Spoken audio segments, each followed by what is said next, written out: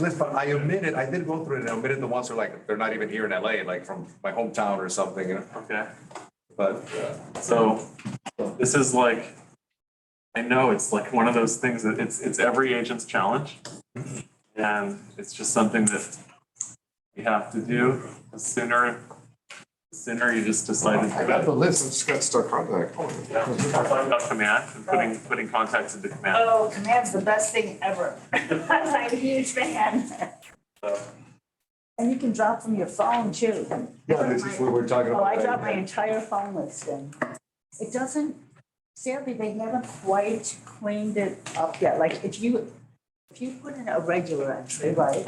And then tomorrow you put an entry and it has the same phone number, it's gonna say this entry already exists. Oh, that's it. But when you drop from your phone, it's not as clean. Like, you know, Yeah, so you may have some duplicate. So they're still working Oh, on yeah. cleaning up when it comes from your phone. Yeah, when I did that, I did like at least take care of the ones that are not here in LA. Right. Yeah, but normally it tells you there's already a contact that exists. But when you bring your phone stuff in, it's not always that clean. So, but it's easy, all that stuff is easier on the computer than on the phone. The phone should be a way to get into command, but it shouldn't be the. Yeah. does anyone have I'm just trying. anything they have questions about or anyone they're working with, challenging? Yeah. Any wins they want to share? Can you guys hear me online? Uh-oh. Yes. Oh, good, Yeah, we yeah. can hear you. Great. I have a question, Yes. or I have a challenge, it's better to say. Okay. I submitted an offer on a property for one of my clients. But the agent, is not responsive at all. Uh-oh. So he doesn't pick up the phone, he doesn't give me feedbacks. I really don't know if he presented the offer to the seller even. So I was wondering if there is any way that I can get a proof from him that he at least showed the offer to the seller. Yeah. Does everyone have 5 pages? I just want to make sure everyone has 5 pages. Possible.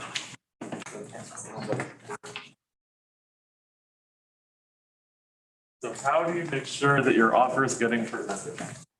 Wow. That's a tough one. So, okay, so. Yes. 4 pages. You have 4 pages, that's fine. That's why I asked. You probably don't have that left. We are supposed to, part of the ethics is that we have to submit all offers in a timely manner, usually right away. If we don't submit an offer, we can only not submit an offer with written instructions from the seller. So the seller actually has to have in writing, like in an email or a letter to us saying, do not present an offer to me below a certain amount of money or something like that. So an agent does need to present an offer. On the last page of the purchase contract, on the last page of the purchase contract where the seller accepts, on the bottom of that, it says offer rejected, and it could be initialed or offer presented. So there are places that you can request from the other agent that you'd like that initialed. And the agent when I say has to, I mean, they're supposed to comply according to the code of ethics. They're supposed to. So, understand when an agent gets 30 offers on a property, Yeah. I mean, we are professional. We're going to show all 30 offers, right? But, if I have 30 offers on a property, I'm going to have some that don't have pre-approvals and proof of funds. Those are going to go in that file. And I'm going to have the ones that do, that's going on that file. And I'm going to have the all cash offers, those are on that file. So the ones that have no proof of funds, no pre-approval, low offer, am I going to present those to the seller? I'm going to tell the seller they exist.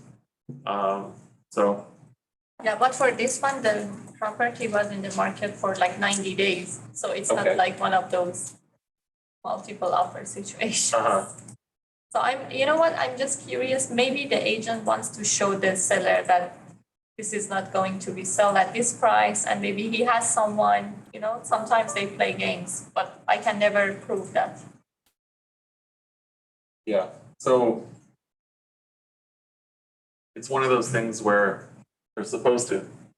And if you do request, like in an email, to have that last, so if it was me, I would say, can you please have the seller initial the last page of the offer on reject or present, just so I can show it to my client. Okay. That's all. They need to respond to that. They do need to respond to that. Yeah. Okay, so for my tech, I'm a tech guy. This Zoom is making me. What are you trying to do? I would like to just share my screen so then I don't have to worry about anything. Oh, by the way, I did find out about, it says here the host disabled participant screen sharing. That's because you're not the host. I'm not the host, which is a problem, right? Yeah, If I leave, does everyone get knocked out or not? probably. So I think she logged in Okay, under hers. okay. So I would I tell just want to everybody, share my screen. I would tell everybody to relog in. Oh, log in every no. once in a while. Did you hear that, everybody? Oh, no. Got it. You're gonna get booted. Well, actually, it's true. Oh, okay. I just want to share my screen, but it says that I don't know what we're up. host disabled participant screen sharing. So Let me look up. Sign in. log out yourself. Leave me.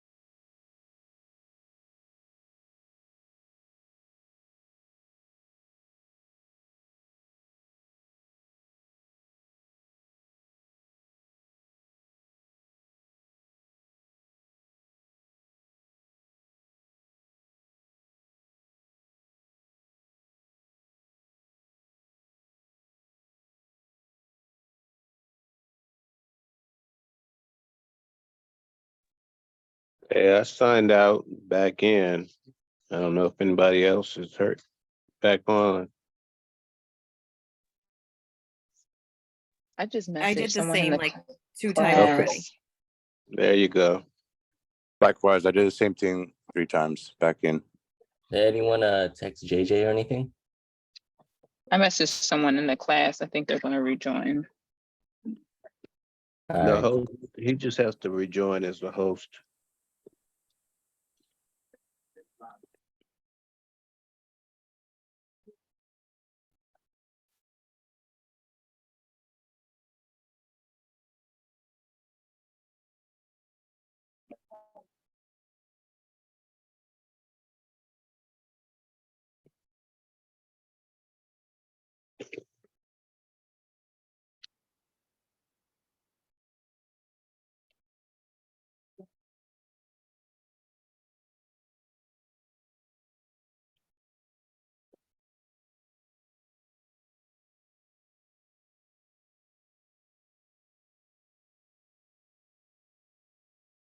Asking me about following up on leads at an open house.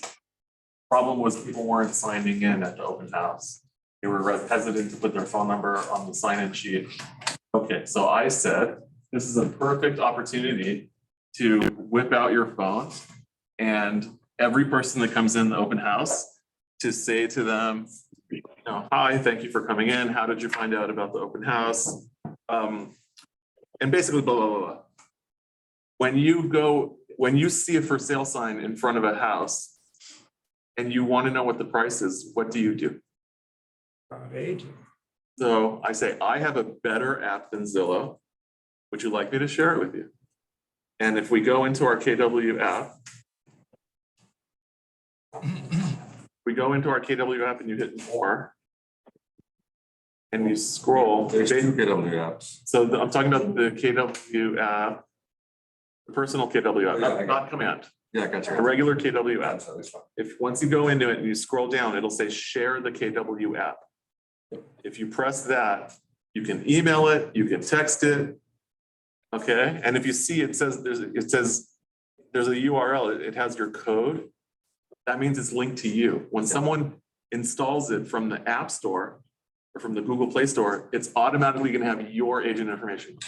He doesn't have the thing to scan with the camera, like with the Great business cards. suggestion, Not yet. great suggestion. That helps. So if you want to email Gary Keller or I can. But you Yeah, it's like, well, this is like my No, business that's card, right? fantastic. But So I was you can saying, create do one. that same You thing. can just You can create one. create You can create one. one. That's a great idea. That's a great idea. There is. So- You can get a QR code and it That's goes good. right to command. If you say to someone, I have a better app than Zillow. Yeah. So of course they're gonna want that. This is Right. From the app, it's like my business card. It's called Link with a When someone downloads, sorry, are you downloading it for the first time or someone? Yes, I couldn't Oh. remember my password. Oh, yeah, okay. I think it's, you're making a new account for yourself. You're making a regular customer KW. Oh, what is it called, the app? It's just KW, just search for Keller Williams and you'll see search for property kind of a thing. This is a KW. It's KW buy and sell real estate, yeah. It's like a Zillow. So this is such an incredible, It's like a Zillow from KW. it's awesome. This is incredible. It's an incredible app. So when you open it, you have a map. It shows you all around what the prices are. The thing is, it's branded to you. This is too awesome. So that when you run it, To like, oh. I'm it's from gonna KW ask Zillow. you to And that's it. find it. You can find an agent. Yeah. Be very careful finding an agent because you're gonna put your last name and you're gonna find yourself. Don't accidentally click someone else. Find yourself in the agent directory and click yourself and then make this my agent. Right? I think that's I got that. once you do that, it's lost to you. You will always be the contact for all listings that are found in this. So, okay, perfect. Now, press more. I have a hack for you question. Find Keller Williams agent right at the top. Find an agent, put your last name. Once you set up your own domain, you can create a subdomain Why, I don't have this now. You're not in there yet. Okay. Yeah. So once you're in the system, Yes. So mine right away? just put yours and then you're gonna say, make this my agent. Okay. It's locked and it's gonna be locked to you. Now, the thing is at the open house, if I'm talking to someone and saying, what do you do when you see a house and you want to know how much it is? Or when you go to an area, and you want to know how much prices are in the area? Or even on an open house day, how do you find local open houses? It's all here in this app. What's your phone number? I'll text it to you. So also in command, Yeah. top right corner, under your photo, it says my business card. That's the part that's done for you. And it's the same type of thing. And will it take them to They can this? scan and it takes them right to your command. To command? I think so. Okay, so Oh, when, not to, well, command, yeah, so. it's not when getting that search. person registers on the app, their contact information will get loaded directly into your command. Because it also says share my KW link, Oh, okay, yeah, app link. that's it, that's it. So that's All it. right. So you're in logging command, into you can command, also find the top left Okay. corner, amazing, under, see your picture. amazing, KW command, okay, I'm opening command, it's asking me to log in. Command. So, There's the KW command. yeah, Oh, okay. so there's the two, there's command. And So there's the KW regular command, This is what he's talking about, is this, and then down here more. The same option somewhere. where did you go in your? You go to KW command, then on the Yeah. left side, on the bottom, you'll see an icon for consumer. Once you click on consumer, on the top, you should see a link for your page, but you have to create a page first. Oh, Is that for a property? I'm logged into command. Profile, my business card, share my KW app link. Okay, if I just click my picture in the upper left-hand corner, there is a share my KW app link. And that's perfect. That's exactly what I want to do. So both of them, Here's a link to download my KW app. Perfect. yeah, they both have. That's great. So when someone downloads that, when they register with that app, it's going to be, they're automatically going to become a lead in your command. So that's how you capture leads at an open house. And it's a great tool that you're sharing, with anyone that comes in. It's fantastic. I like that. I I hadn't thought to approach it that way. Yeah. And how do you, when you see a sign, how do you know how much it is? Yeah. And you can see pictures right in front of the house. Actually, I just noticed that in command. Yeah. Not in command, if I go up to Yes, the, that's what that's you Yeah, said. yeah, top left That is, corner. Yeah, it's awesome. Just click your picture and then share my my KW. business card. Or share my Yeah. KW link to your app. Ah, So Okay. one is your business card and then the other one is actually sticks them right up. That's how- nice. If they want to go through it. Well, this in command, this, the red one? You put it in, well, yeah, you have to sign into it. Okay, so for everyone at home, hopefully you're on my shared resource folder.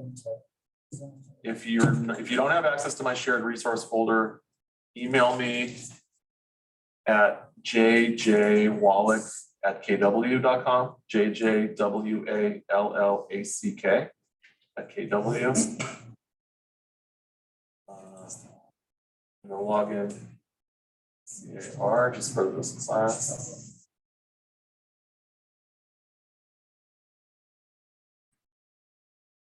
Anyways, my son has made me completely paranoid about everything.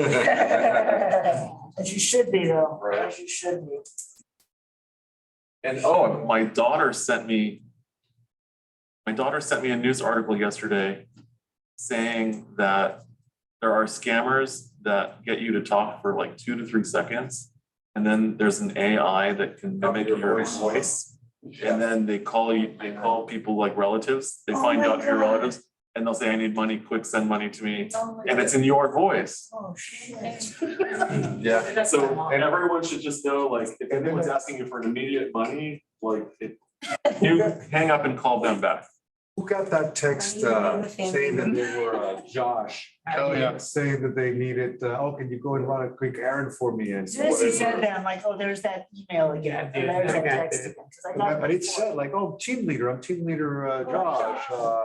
Can you run an errand for me? I'm like, I immediately First texted him it's like, like, did you are just you text me busy? from another number? I was Yeah. like, no, that's not me. It's like, oh, okay, I thought so. Yeah.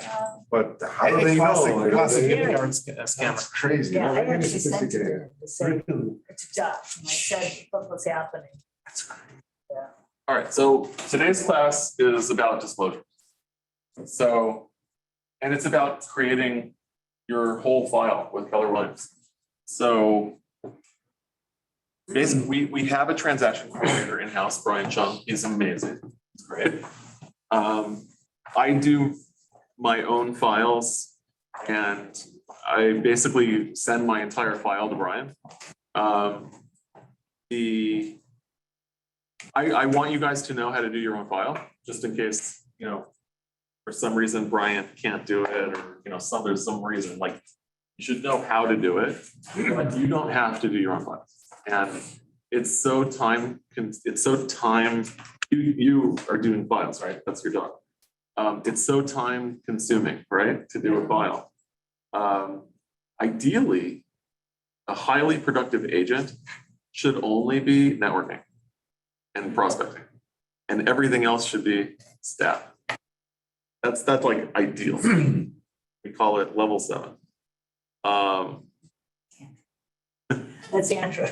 All He right. comes on the appointment with me, he gets the listing, Yeah, and then he's done. that's it, And right? then I do it. And it's funny because there are some sellers that if they don't want to work with a team, like the hesitancy about a seller and a sophisticated seller that working with a team, they might say, will I ever see you again, to the listing agent on that Right. appointment? Because it's true, like that, they're just the closer to get the listing Right. and everything else goes to the team. Now, the But I team do members. show up with them, with Okay, him, so all right, they meet that's me good. there, even Perfect. though he's the one. Yes. closing. Now, the team, on a team, there are specialists, like everyone has an assigned job they get better and better and better and better at. So yeah, that's the team structure. But ideally, the team leader is the rainmaker, and that's the one going networking, getting the appointments, getting the list. Okay, so right now, we are pretending that we're the listing agent and for this scenario, because the listing agent is the one responsible for getting all the disclosures together. The seller has to disclose, right? Has to disclose everything. So there's always questions like, do I need to disclose this? Do I need to disclose that? And my answer is yes. You know, if it's a question, then the answer is yes. What is a disclosure? Anything that can affect the buyer's decision to buy or sell, to buy or not buy the property, or anything that could affect financially the amount that they're offering, or, you know, anything that has a financial impact, or maybe not. I mean, you know, there's disclosure that someone passed away on the property in the past 3 years.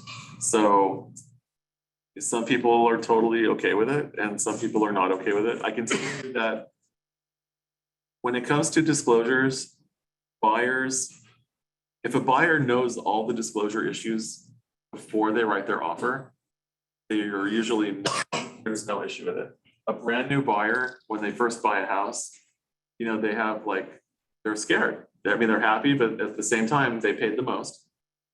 Out of everyone else that was bidding, they're the winner. Yay! That I was willing to pay more than anyone else.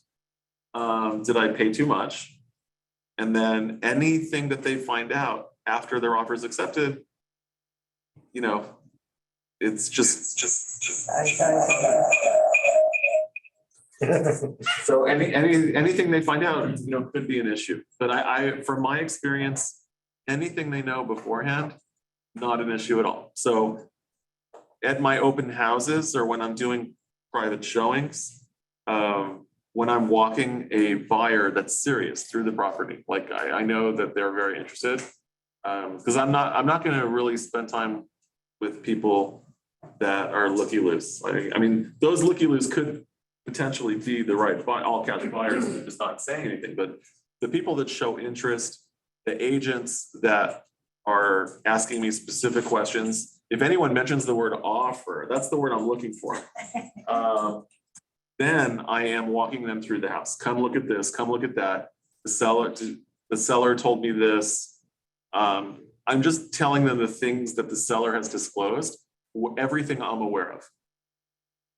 Whenever I've done that, I've never had an issue, and I always do that, I do. So it's the things that we find out during inspections that we weren't previously aware of. Those are the things that someone could potentially ask for a credit or for a repair, because no one knew about it technically. Okay, so we're the listing agent. We listed the property, we took pictures. We went on the market, we were on the MLS, we had our open houses, we got our offers. We picked a winner, we were in escrow, yay. So let's look at our instruction sheet. So for people that are online, I have in my shared resource folder,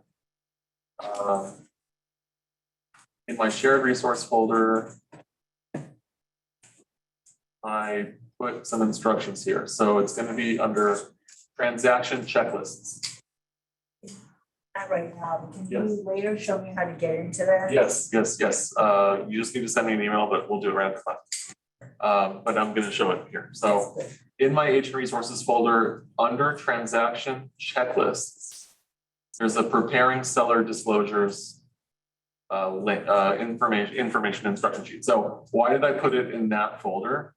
Because you need to pick the transaction checklist for your property. So this is the first place you're going to go when you're ready to do disclosures. You need to pick a checklist. Every office has their own checklist. Here's the CAR. I'm going to show you CAR's checklist. So CAR has their own version of a checklist. And these are the minimum required. So this is the sales disclosure checklist for CAR. You'll never need this really. But I'm just showing you, like, CAR publishes a disclosure checklist of what forms are required. So I'm going through this, Michael Rosales is going through this.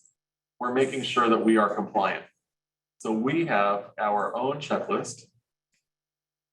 Again, AW transaction checklists, preparing seller disclosures. So we'll look at that in a second. In my folder, I have residential checklists and commercial, there's a commercial checklist. So in the residential checklist, we have this first one, broker updated February 2022. That's the most one we're going to use. That's the one we're going to use the most. That's for houses and condos. The instructions are here. On page 2 of the instructions, there's a place to write notes. So you can take notes right there. This one, updated 2021, is just an old checklist. You're never going to need that one. There is for 4 units or less. So if you're selling a duplex, a triplex, or a fourplex, that's the one for you. If you're selling an apartment building that has 5 or more units, that's the one for you right there. The checklist? They're just checklists, yeah. And we're gonna open up Or the sell disclosures? just a checklist. So because we don't know which disclosures to pick unless we have a checklist, right? So this is residential transactions 1 to 4. So forget that. I don't even know why that one's there. It's just there, a reference. It's an old, it says April 2020. So don't worry. And then there's a vacant land checklist. So this is the one, really, it's the first one. Residential broker updated February 22. Now for leases, I also have a little folder there for residential leases. This is the checklist for residential leases. And there's also the KW disclosures there that we add to our leases. So they're right there. When this is, someone say what page? No, I went for a coffee and I missed the website or whatever I'm getting this from. Okay. So now, again, in my agent resources folder, we're going to transaction checklists. We're going to go residential. And then you're going to pick probably that one for a single family or for a condo. And okay, so I already opened this. And this is what we're going to be looking at today. Okay, so at this point in the transaction, you will have an accepted offer. We want to have the seller fully execute the purchase contract, including counteroffers. So let's just talk about that real quick. We have a listing. The buyer made an offer. Technically, we are supposed to give seller counter 1. And attached to seller counter 1, our seller is supposed to initial every single page of the original offer Okay. And then on the last page of the offer, they're supposed to check the box subject to attached counteroffer. So let's look at that real quick. So this is NCAR. I have instructions also for logging into CAR and for installing the zip form desktop software. So right now, go with my transactions. Okay. So in the purchase agreement, Oh, no, bad boy, you're still using the old one, you know, that's Oh, yeah. gonna disappear very soon. it is really? Yeah. Uh-oh, I don't Yeah, like and that. then learn the other one, or at least start to Well, become familiar with I have it, no problem using that. Look, let's use the other. but it is going to disappear. Okay, press option first, we'll use the other one. Open a new form editor. Okay, let's do it, fine. Let's get crazy. Okay. So here is the offer. So this is the offer that came. The last page of, so basically, we need to, where we are now receiving an offer and we need to send a counter offer. The seller should be signing every single page of the offer and initialing every single page of the offer. And then on the last page where the seller says accepting this offer, show you, it's on page 16. This is page 15 of 16. It says acceptance of offer. So paragraph 33, acceptance of offer. Seller warrants that seller is the owner of the property or has the authority to execute this agreement. Seller accepts the above offer and agrees to sell the property on the above terms and conditions. Seller has read and acknowledges receipt of the copy of this agreement and authorizes agent to deliver a signed copy to buyer. Seller's acceptance is subject to the attached counter offer or backup offer addendum or both, check below. We're going to check the box that says seller counter offer right there. So you have to make sure to check that box when you include your seller counter offer. If you don't check that box, you will have accepted an offer below what your seller wants. So only by signing, that means that the offer was accepted. The signature. The seller's signature is going to go right below that they're accepting this offer. Do not forget to check that box, seller counter offer. JJ, what page is it? It's the most important box checked in real estate. It's pretty much without check, it doesn't, If you don't check that box, it doesn't even matter. congratulations, you haven't accepted offer. And which page is it? This is page 15 of 16 on the California Residential Purchase Agreement. So this is so we're the listing agent. We received an offer. What we're supposed to do as the listing agent is give a buyer counter offer, a seller counter offer. We're supposed to have the seller execute the entire purchase contract and then check this box. We're accepting all the terms of this offer subject to the seller counter offer. In the seller counter offer, we are only changing the terms that we want to change. The terms that the seller's not agreeing to will be the only terms on the new counter offer.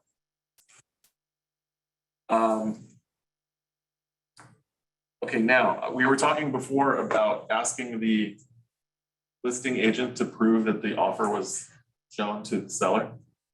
On the bottom of that page, it says offer not accepted. So it says no counter offer is being made. The offer was not accepted. The seller is supposed to initial that box. You can request that. On the next page, there's a little place that says presentation of offer. The agent or the seller can initial that and say the offer was presented. Okay, so we can request that. Even if the agent says that my seller, Well, the thing is, the agent is allowed to initial this part. yeah. So then, if the agent is initialing it, what can we do? You pick your battles, and I want to I might need that agent in the future on another property. So I very rarely will make enemies with another agent, very rarely. The agents that I have screamed at love me. I don't know why.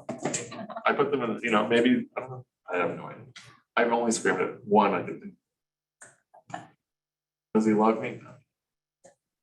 He hates me. All right. Okay, so so technically you understand, we need to fully execute the offer. Now, here's the issue. I said it, I'll just repeat it. If you don't do this and you only send the seller counteroffer, and then it goes back and forth. So the procedure is offer comes in, seller counter 1, buyer counter 1, seller counter 2, buyer counter 2. That's the flip-flop. Once there's an accepted offer, now you're going to take this document back to the seller and you're going to say, I need you to execute this entire agreement. And the seller might say, whoa, I'm not signing that. It has the lower price on it. Right? They're going to say, I'm not signing this. It's got the original price. That's not what I agreed on. You're going to say no. And then you're going to show them that this offer is 16 pages of terms. We just responded to the ones we were changing, but you're accepting this subject to seller counter offer 1. And that's where you're showing them that you've checked the box, that they're accepting this subject to seller counter offer. This is how it goes. So you might need to explain it a little bit to them. Yeah. So after you've done that, do you still do an addendum that says all the new changes? No. So then what you're going to be left with now is the purchase agreement and all the counter offers. And then you're going to have to make sense out of everything, right? What were the final terms agreed to? So I will always construct everything in a timeline. But I'm just thinking, for instance, I have a TC, so I'm sending her a Your purchase TC is- agreement. yeah. Am I sending her all of the counters or The only TC the is one going to get that's everything. accepted? TC gets everything. Everything. Everything. Okay, so let's just continue on the instructions. So number 1, have the seller fully execute purchase contract, including counter offers. Email it to the buyer's agent so they have a copy. The buyer's agent needs to get a copy of the fully executed contract and counters because that's going to go to the lender, right? The lender needs to. Email it to our transaction coordinator, Brian Chung at TC@KWW Hills. Brian is around that corner right there. First office around that corner. He's our TC. So technically, you don't need to do any of this. Just send all documents to Brian. But you should know to do this so like your client's going to be calling you, not the TC.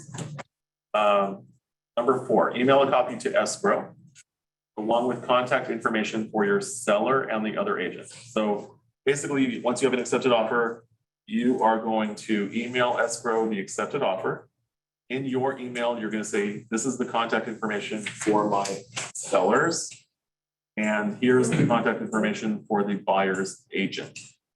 Then escrow will contact the buyer's agent. Welcome to escrow. Congratulations. What is the contact information for your buyer? So I can send them the deposit wire instructions, right?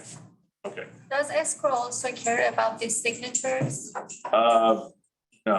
It's not important. No, they do care. They do escrow, but they don't care as much as you care. So we do need an accepted offer, right? And an accepted offer means every single page is initialed and signed where appropriate. But escrow is not a transaction coordinator, right? So it's up to us to make sure that there's a contract. I've never had escrow say you're missing an initial on a certain page. That's never happened. Great question. Okay, number 5. Escrow should respond to you with a draft of the escrow instructions, which you will then compare to the contract. Check the acceptance, the closing and contingency dates for accuracy. Also check spellings of names and that the property address is correct.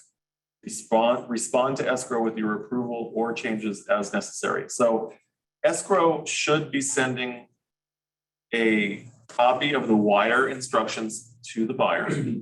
They should also be sending you and the other agent a draft of the escrow instructions. You need to look at the escrow instructions and make sure they match the terms. So I always find mistakes, always. It's very rare that it will be perfect. I put there as a note on 5A. Go back to that. On 5A, I like to use the date calculator at timeanddate.com to check dates. If a date falls on the weekend or a holiday, it will get pushed to the next business day. So let me just show you what I'm talking about. So this is exactly what I do.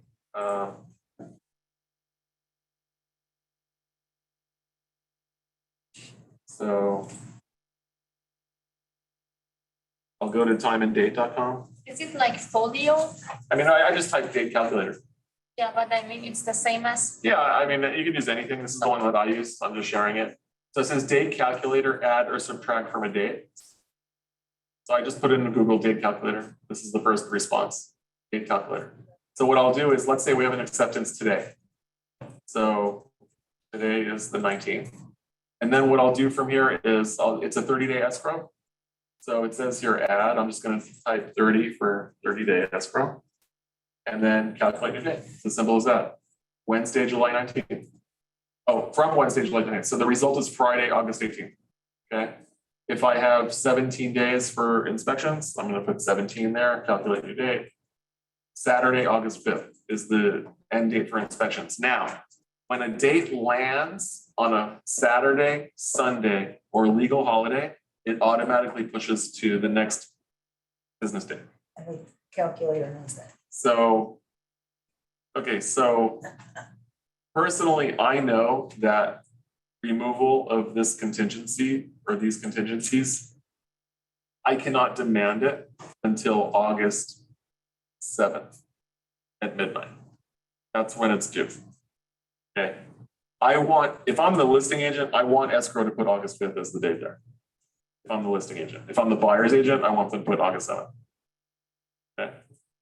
but the contingencies are calendar dates.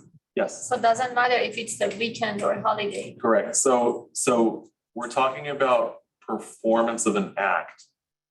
And performance of an act is contingency removal. That's an act. It has to be done in writing. I hereby sign contingency removal.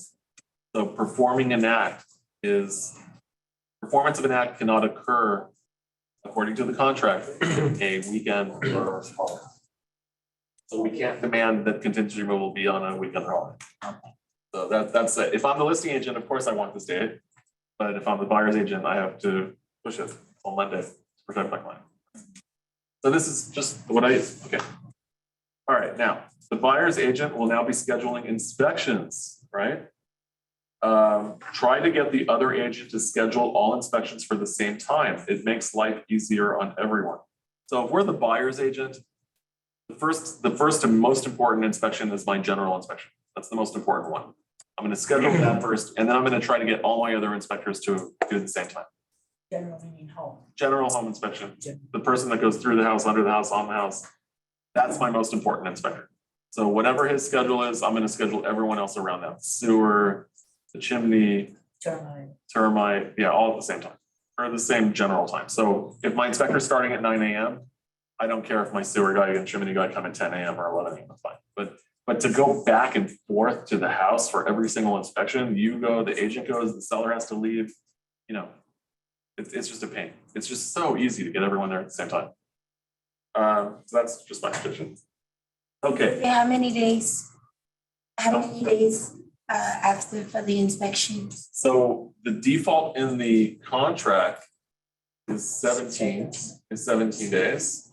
So again, we're going back to paragraph 3. So here's paragraph 3L. It says investigation of property is by default 17 days. In a counter offer, it's probably shortened. Or when we write our offer, we're probably shortening that to 12 days, 10 days, 7 days. We want to be aggressive, right? So today's what? Today's Wednesday? Yeah. I'm sure I could find an inspector for tomorrow if I had to. I'd go on Yelp. I'd look for the highest rated 5-star people Now, I have a personal inspector who I love, who is so thorough. And I want him. If I'm negotiating something and during my negotiations, I'm gonna call my inspector and book something tentatively with him. I can always call him and cancel, but at least he'll pencil me in, right? And I know how many days I need to ask for. And it's always the seller's choice. It's, no, so it's, everything's negotiable. Everything's negotiable. So if I'm getting pushback from the listing agent that they want, say a 5-day inspection, I'm calling the listing agent back, saying I would love to accommodate your 5-day inspection. My inspector is only available on the 5th day or the 6th day. I need it. Please don't make that a deal breaker. If the agent tells me it's a deal breaker, then I'm gonna have to find another inspector. Because I need the deal, right? I want the deal. That's number one. Right. I'm not gonna kill the deal. buyer's decision who the. It's, everything's negotiable. It's all No, negotiable. no, no. The general inspector, yes. Oh, it's- That's the it's- buyer who picks. Okay. Yeah. It's seller's choice for. So it's, thank you for clarifying. So it's negotiable how many days that the buyer is being allowed to have for inspections. But it's up to the buyer who their inspector is. And that's the way The buyer chooses their own inspector. So they can delay it too, though, as opposed to push it, Well, right? Because that gives them more time to. I mean, Oh, I was right. I mean, you can, just asking. if there's no other offers on a property, there's no reason to shorten it. There's no reason. I'm only shortening it if I'm competing with other offers. You're shortening the contingency time period. So you're shortening the time. So if he's the selling agent and I'm the buyer's agent, I'm writing him an offer and I'm shorting my contingency time period to make my offer more attractive to him. I'm saying, JJ, I can get this done in 7 days. Right. Yes, that's the difference. I'm saying, JJ, I will get this done in 7 days. He has choice of services for title, escrow. That's the seller's decision. But who the inspectors are need to be picked by the buyer. Otherwise, who are they going to favor? If I as the listing agent pick the inspector, that's a real conflict of interest. Yeah. Because I can pick an inspector that's gonna give a really clean bill of health on a house. And that makes him, Serious conflict of interest. that makes him very liable. I'm trying to think on that one deal, who actually, I think my TC just put something. So we all should be, anytime we recommend a vendor to someone, we should be offering a choice. Preferably So 3 it's the people. buyer's decision. Always make it the buyer's decision. Even on a lease, when we get a lease application and the landlord says to me, should we go with them? I never answer that question. I say, that's really up to you. If you want me to request any more documentation from the tenant, I can. But I never will say, I'm never gonna choose a tenant.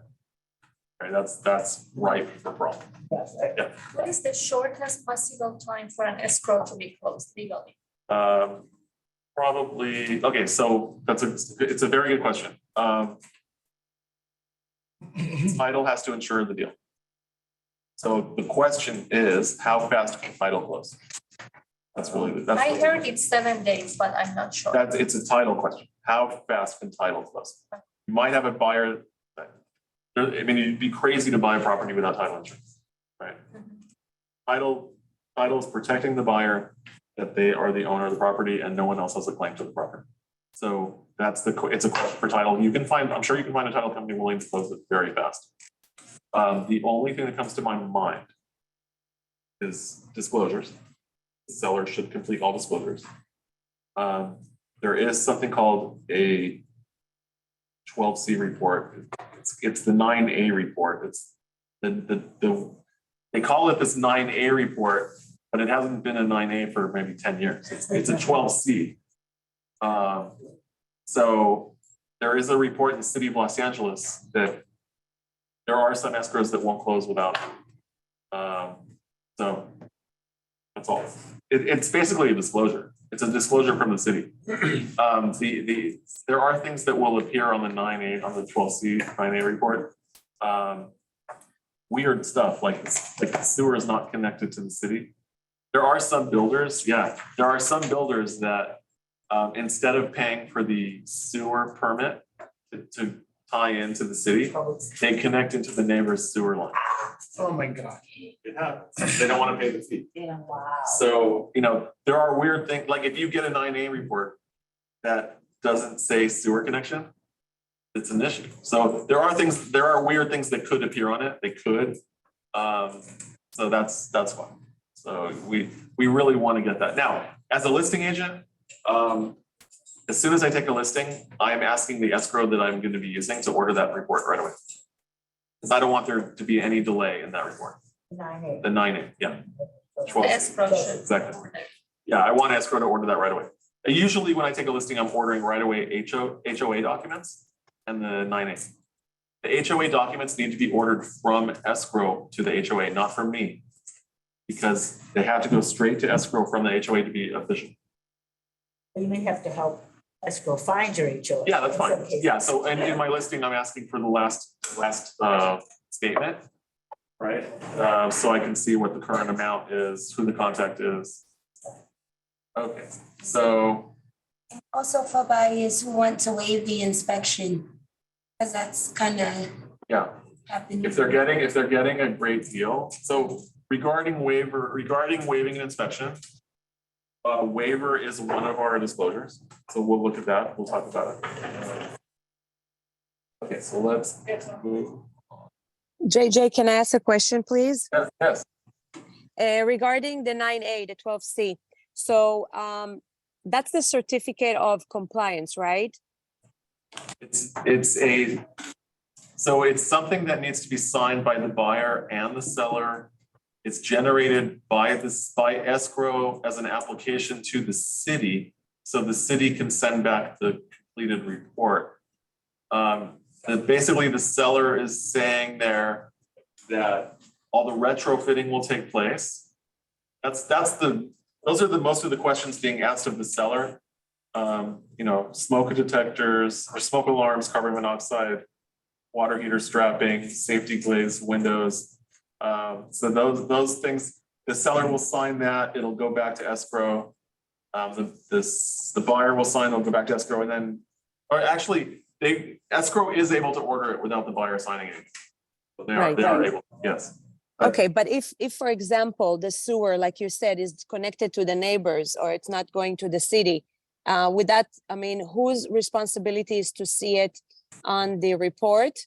And will escrow agree to that? So how does it So work? I would say it's up to us as agents to read the report when we get it and see if there are any red flags. Because as a listing agent, I need to make sure my deal is sellable and it's going to close on time. So I'm doing everything I can up front so there's no obstacles on our side. I want to have a property that I could close in 3 days if I had to. I want that. Right? Okay. 3 days. That's it. That's right. Because if I call title right now and ask them that I want to close in 3 days, they're going to need time. Like today's Wednesday. I don't think that they can do it by Friday. I don't think so. Maybe by Monday. But by Monday, they probably can, yeah. So there's a lot of things that have to happen. You will be doing nothing else except working on that deal, but it could happen. It could happen. Okay. Okay. So now. Okay, so let's just read that one paragraph again. Preparing the seller's disclosures. Okay, the buyer's agent will now be scheduling inspections. Ideally, you should have these disclosures completed prior to inspections. You can either scan and email everything to the buyer's agent along with what has been docu-signed or bring them to inspections to go over with them. So what I do is I will send everything to my seller that doesn't require being filled out by hand. So we're gonna continue and we'll see what that is. Okay, regarding signatures. If you are having your seller sign anything by hand, you're meeting with the seller, they're signing by hand, and then they're giving you back those documents, okay? You should always keep the originals and only give a copy to the other agent. Originals are gold. So if I hand my originally signed documents to the other agent, they can make any changes on it that they want to, and that's now the original, right? So basically, if I am doing things by hand, I will keep the original, I'll make a copy, give the copy to the other agent. The other agent's doing it by hand, They're gonna sign by hand, make copies of what they're doing and give me the copy, right? So we always retain the originals for ourselves. It just makes the ability for fraud less. Okay, not an issue with digital signature. You don't have to worry about it because we do have the transaction in DocuSign that we can always go back to and say, this is what was signed. There's no dispute. Okay, step one. Print our office's transaction checklist. So this is available from my shared resource folder or from the office's shared Google Drive. If you do not have access to my shared folder, email me at that address, jjwallack@kw. And for the office's shared Google Drive, email Sophia, Agent Services KW Beverly Hills. Okay, now we need to choose which checklist. So I showed you earlier, we're choosing right now, the most common one is the residential single family or condo. Okay, now. I'm just gonna scroll down. So this is the checklist that we are gonna be working with. Okay, it's the residential checklist. If I'm gonna print this, I'm gonna handwrite the property address. I'm even doing this for if I'm representing a buyer, right? But right now we're just pretending that we're the listing agent on this deal because the listing agent is responsible for getting the disclosure signed. So listing agent name is me. What's slightly different from She's following slowly. Is it different? oh, well, it's slightly, no, it's very slightly, but I just want to make sure I got kind of what the president's checklist. Yeah, that's a checklist. Did you pull this up? Oh, you didn't pull this. Pulled up for my shared resources? Yes. Okay, so the one that's on my instructions is gonna be modified a little bit by me this morning. Oh, okay. Just because I added a few instructions. All right. Gotcha. Great question. This is the one just attached to my instructions. I see, okay. Okay, so I'll enter the property address. We are the broker. Selling broker is the buyer's agent. So again, listing agent, seller's agent, buyer's agent, selling agent. Okay, I have no idea why the grammar's like that. Listing agent, seller's agent, buyer's agent, buying agent, selling agent. That's all that person. They're the buying, the selling. We are the listing and the sellers. So the difference is sellers or selling. Seller's agent is listing, selling agent is buyer. Okay. It took me 2 years. Yeah, to get it. I do remember that for the. Think about it this way. Technically, if you remember back to the test, it's not true, but if you remember back to the test, once you get the contract to rep the house, your job is not to sell the house, it's to get offers. The buyer's agent, my job is to get the house sold. Yeah. So that's why they do it like that. So it's buyers. It's even more Buyer's agent is complicated. the selling. Selling. Because they're gonna sell the house. The listing agent is the seller's agent. Sellers, yes. It's the seller's agent. The buying agent is the buying. The buying. Buyer's agent is the selling agent. Buying agents. He's facilitating, the buyer's agent facilitates the actual sale. I just put it right here. Okay. No, All right, so now here's our checklist. So we have our checklist. It's a nice size checklist.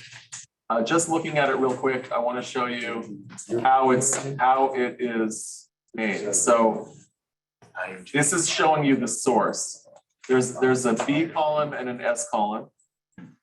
One column is for buyer, one column is for seller, and they're meant to put a checkbox here. So if I have a document that is initialed by the buyer, I'm gonna put, everything's initialed by the buyer, I'm gonna put a little checkbox under there for buyer. And the same thing for the seller, if it's initialed by the seller, I'll put a little checkbox there. Ideally, I will have a checklist that has checks everywhere. I'm also gonna make little notes here on the side if I'm missing something. So I get it. So the source, let's go back to the source real quick. So CAR, this is all available in zip forms. Anything CAR is from zip forms. Anything here KW doc is going to be from my resource folder or the office's Google Drive folder. EPUBs, this is a library in zip form. It's an additional library in zip form. So there's only 2 things or 3 things that we'll need from EPUB. Again, here is CAR disclosures. Okay, here's an EPUBs doc. Now, there's a KW document that's the same as in EPUBs. We'll see that one later. And then these are all CAR. Okay, here's escrow. This is labeled escrow, but it's the preliminary title report. So that's fine. The natural hazard disclosure report, again, it's a separate item. Regarding the natural hazard disclosure report, the seller needs to provide a disclosure to the buyer if the property is in a flood zone, earthquake zone, fire zone. It's the seller's responsibility to do that. The seller is not a professional geologist or, so we hire a third-party company to make that report for us. So we are affiliated with mynhd.com. We love them.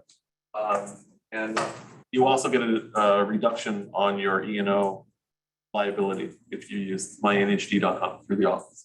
So disclosure report? For this is the NHD report. It's part of our disclosures, the natural hazard disclosure. It's the one that says fire zone, flood zone, earthquake zone. Everyone signs it. It's the one page. Company again? mynhd.com. mynhd.com. Company from yesterday. Yeah. Now, just to show you real quick, I was up late last night.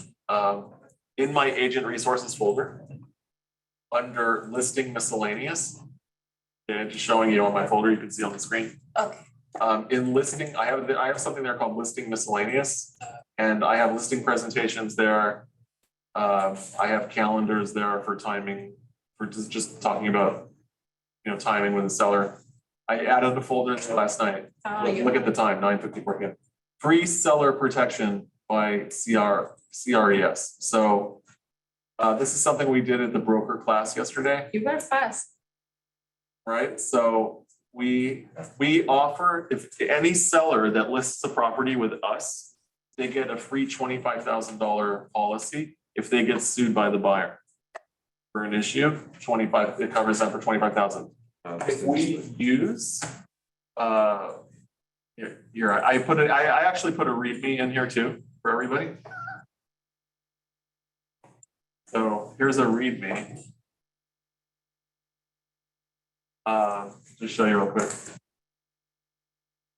So our Keller Williams E&O policy includes this policy for the seller's primary residence. The seller will get a $25,000 policy. It's called a seller protection plan. They get it for free just for listing with us. So this is part of our listing presentation. This is one of the reasons to use us. There's a $2,500 deductible paid by the seller if there's a claim filed. They get 180 days of coverage free.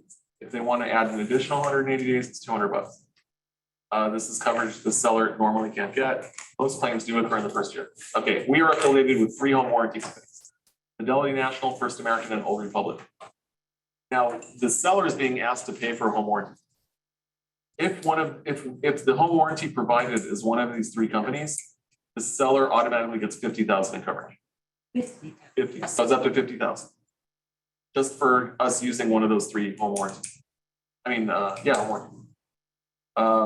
If we use MyNHD as our disclosures for the natural hazard report, that's why I brought this up for my NHD. It also goes up to $50,000. Okay. We also get free permit history reports. So members don't pull permits, don't pull.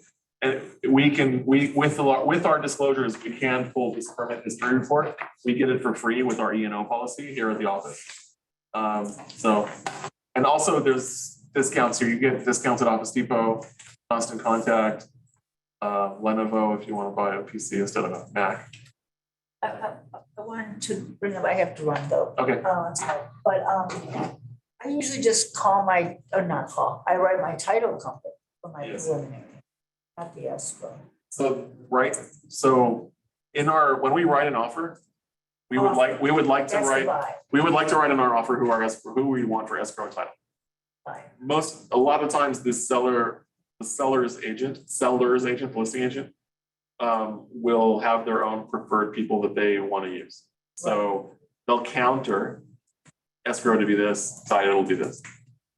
So, but this is our E&O policy, it has nothing to do with that. This has to do with the home warranty. No, I was just saying, because it said to, in your checklist, it said to go to your escrow for your preliminary title. Like, as soon as I get the listing, I already reach out to my title guy. Right. But usually what'll happen is escrow will see part of the contract, who was written in for title. So they will make that call. Escrow's not gonna choose their own title. Okay. They're gonna look in the contract to see which title company was chosen by the buyer. Okay. But it's usually the buyer's choice, you're saying, Well, generally? the buyer has the ability to write it into the offer. Over to their offer. Right. Okay, So over here is the purchase contract, right, and it asks who we're gonna be using for. So it says owner's title policy, who's gonna pay for it, and then title company. Now, the buyer can use whoever they want for title, okay. but the seller only has to pay for the one they choose. Oh, okay, so the seller pays. If the then they seller, pay. if you want the seller to pay for it, then they can choose who the title is. But if you want to use your title company, you absolutely can. If you're The the seller buyer. doesn't have to pay for If it. you're the buyer. That's correct. If you're the buyer. Yeah, And And they you have know a how much title company, then the seller doesn't have to pay. correct. Okay, If you insist on using your title company, yeah. you can use whoever you want. He thinks that it's open, because I already pulled the preliminary to make sure there's no problem. so, yeah, and then also the same for escrow here is who's the escrow holder. So there's a spot where we're asking for it when we write our offer. It's usually, So in here, I have instructions in my folder for writing an offer. okay. And I have here Cannon Hills Closings, which is our escrow, But- and then title could be our title company. So Clearmark, we also affiliated with First American and Fidelity. Okay, But- first time I met him. But you know, Okay. Yeah. All right, I'm sorry, do it to you. okay, but thank you for coming. I wanted, Come back. I did. I'm back. I'm here every Wednesday and Thursday. Okay, I'll be here. All right, thank you so much. All right, so going back to our.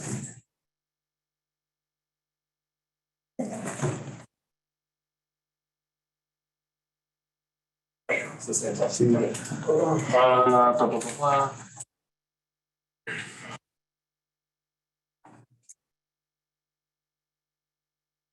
All right, so now. Okay, this is an organizational thing. Step 2. Create a folder on your computer for this transaction. I usually name the folder with the property address. And I keep all my address folders in a parent folder called properties. This is a really important thing to do. Once you do it, you'll be set on organization forever. I have one folder on my computer called properties. Inside that folder, I will create a new folder with the address. That's it. Everything that goes, everything that goes to that property goes in that folder. That's it. That's simple. That's the address and contact information, everything on this. So it's really that simple. How do you do that? Can you? Yeah, so I have a folder. So in my sync folder, I'll create a new folder called properties. And this can be in your sync folder, it can be in your My Documents folder. I suggest putting it in your sync folder. I suggest everything that goes into sync automatically gets backed up to the cloud. If you have iCloud, it doesn't matter, just put it in your documents folder. So, but I have a folder called properties. And then in properties, like let's say today we're working on 123 Crest Drive. I'll make a new folder called 123 Crest Drive. And I have a different property that I'm working on called 321 Livonia, 321 Livonia. That's it. Any document that has to do with those properties, they go in that folder. Everything. Yeah, everything. Okay, got it. So I have the properties. I know immediately where I'm going. Documents are going into my properties folder, and then I'm finding the address that they belong to. That's it. Now everything for this goes in that folder. That's it. But he doesn't have a folder. This, you will always have access to everything, like, right, immediately. So if I get an email with documents attached to it, I'm downloading them into that property folder. I'm in it right now. And then I'm sending a copy to Brian, the TC. I just forward the email to Brian. He can do everything. Right? Okay, So step 2, create a folder on your computer for this transaction. I usually name the folder with the property address and keep all my address folders in a parent folder named properties. Drag or download all relevant files to this folder. Okay, step 3, go through all the documents you currently have and start checking them off our checklist.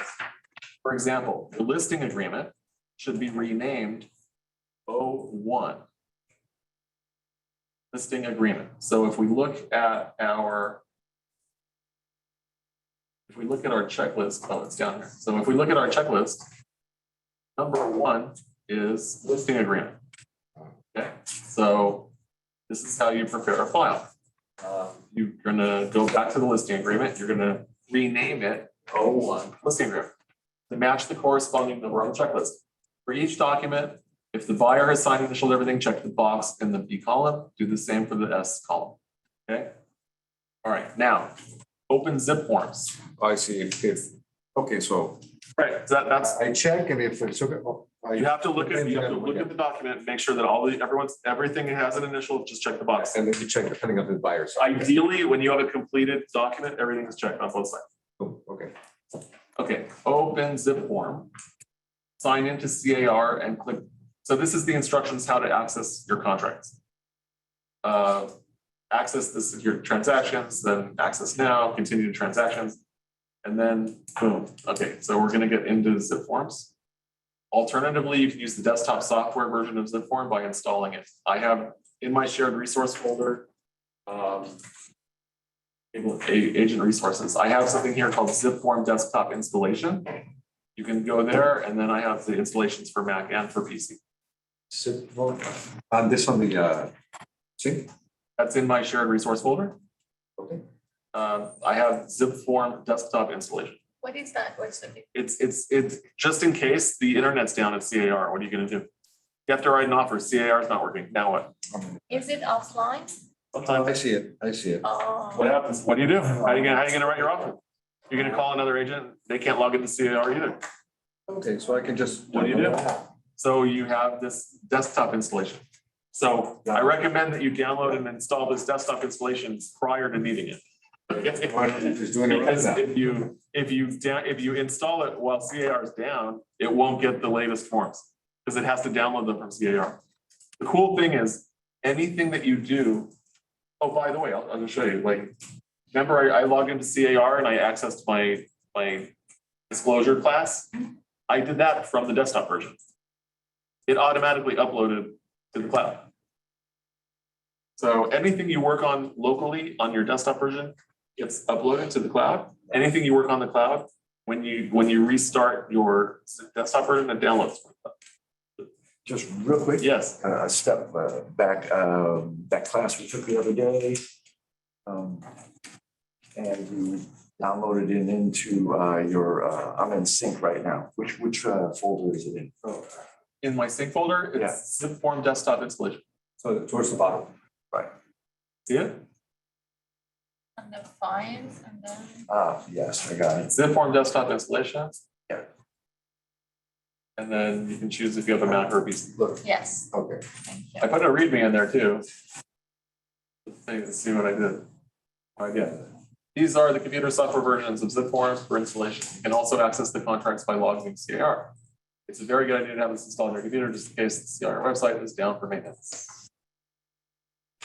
You will thank me sometime in the future.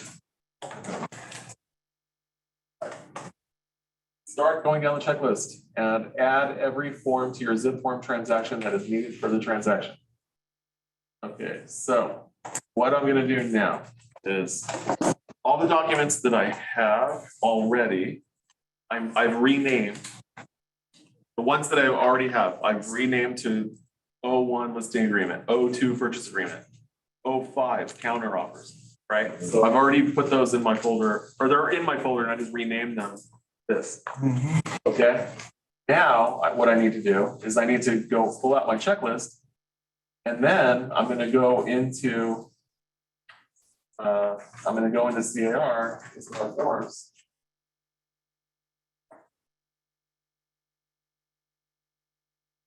And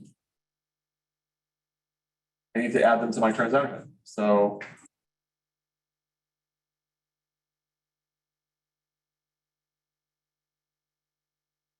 So what's gonna happen is you're gonna create a new transaction here in zip forms. So I created a transaction called disclosure class for me, but you're gonna have a property address like here, excuse me, 626 Crescent. You're gonna create a new transaction right here, new. We'll create a new transaction, or you might already have one because it's your listing, right? So when you click it, now what you're gonna do is you're going to go to documents. And then you're gonna click the arrow there on the side and you're gonna start searching for documents. So you're gonna go through this list now. And what's usually gonna happen is you're going to go down the first page and see that you have, if it's, look at number 7, number 8. Number 7, just for people that are looking, they don't see it on screen, is a short sale addendum. We're not really dealing with short sales right this second. Number 8 is a trust or probate advisory. So if the property is in a trust, we will need a trust advisory. If there's not one already in the transaction, then we're going to go and search here for TA. And I see, then I'll have to scroll down to trust advisory and I'll add it. I'll double click, it'll add it to the transaction. So this is what I'm doing now. I'm going through my checklist. If you look at page 2, page 2 is a lot of disclosures. Okay, so I'm going down the list, I'm adding them all. Just by double clicking here, it's automatically going to add. So I just want to show you what's in my transaction right now. It's all according to the number here. So listing agreement, residential agreement, disclosure regarding real estate agency, confirmation, seller counteroffer. Now, when it comes to seller counteroffers, there's going to be a seller counteroffer, a seller multiple counteroffer. Multiple counteroffer means it's gone out to more than one buyer and it's not acceptable by the buyer. The seller has the final decision. There's only one buyer counteroffer.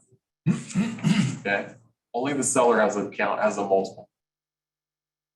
Addendum, short sale advisory, trust advisory. Now, if you look at my instructions and go down to number 16.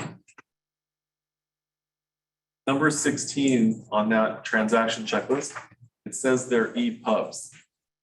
So that is going to be in a different library. When you go to all forms up here in the corner, in the upper right hand corner, you have a choice of the library. It says, right now we're using the California Association of Realtor Library.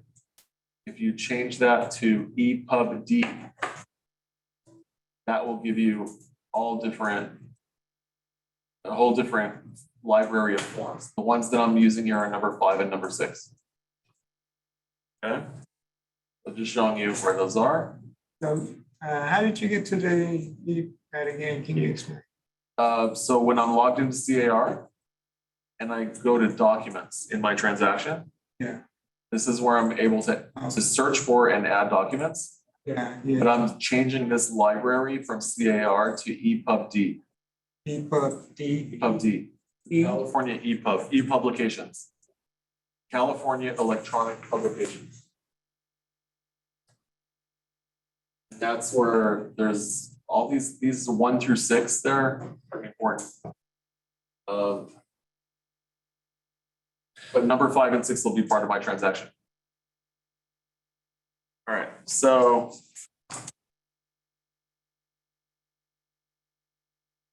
just looking at everything that we've added to our transaction, there are some things here that will be hand filled in. So if you look at my instruction sheet,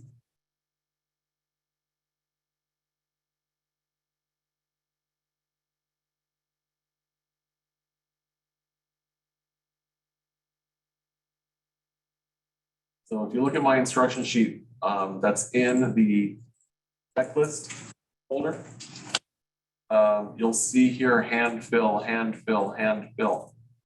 These can't be sent by DocuSign, or I don't recommend sending them by DocuSign to the seller.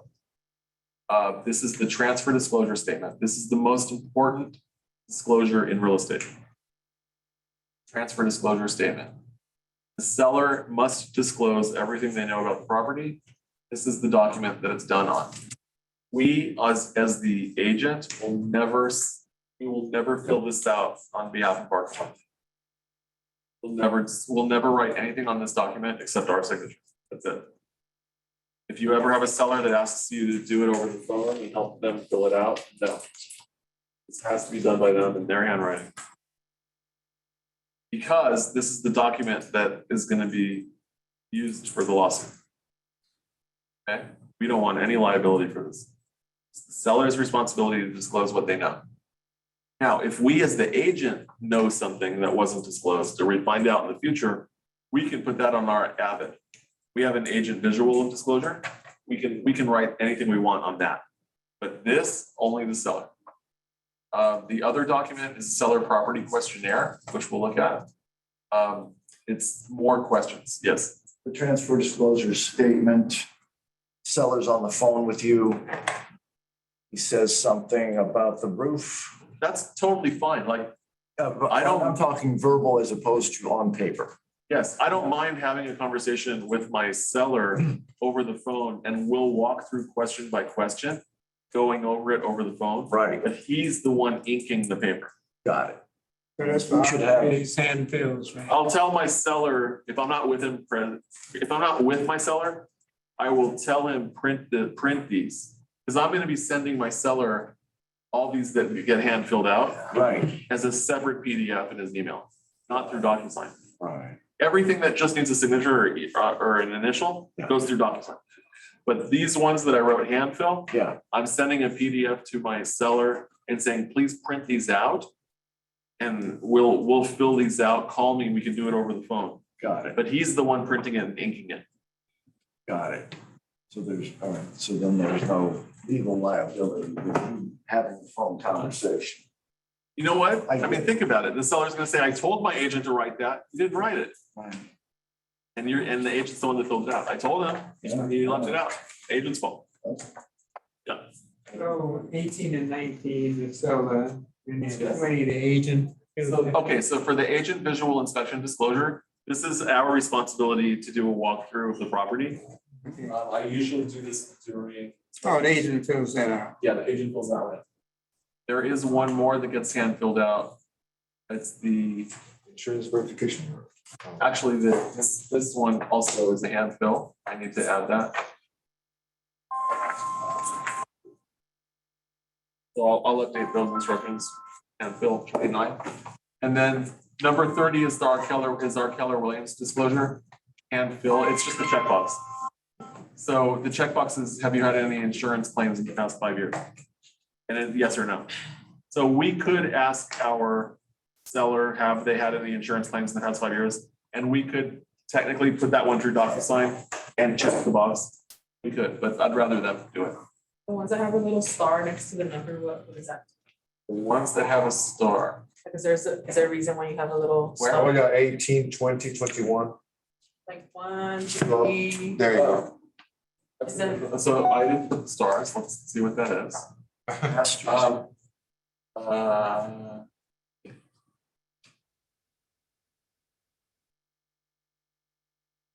One. Okay, so here's the fully executed purchase agreement must be turned into office within 5 days after acceptance. To receive your check, all files must be turned in 5 business days prior to escrow closing order. Fully executed listing agreement must be turned into office within 48 hours of signing. I would say that if any of those documents that are starred are not included in your file, the office will not give you your check.